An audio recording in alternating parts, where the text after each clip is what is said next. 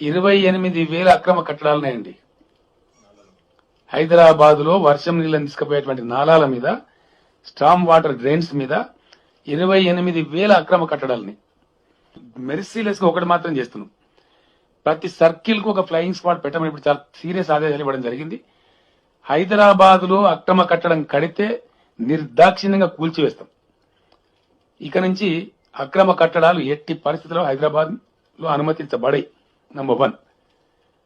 కట్టదలుచుకున్న కూడా నేను హెచ్చరిక చెప్తా ఉన్నా, కట్టి మీ ఆస్తి చెడగొట్టుకోకండి, డబ్బులు పాడు చేసుకోకండి. దయచేసి నిర్దాక్షిణ్యంగా ప్రభుత్వం కూల్చివేస్తుంది. ఒకటి, లేకపోతే ఇటువంటి సిచ్యువేషన్ వస్తుంది. తర్వాత ఈ 28,000 నాలాల మీద కట్టిన అబ్స్ట్రక్షన్స్ కూడా తొలగించాల్సిన అక్కర ఉంటుంది.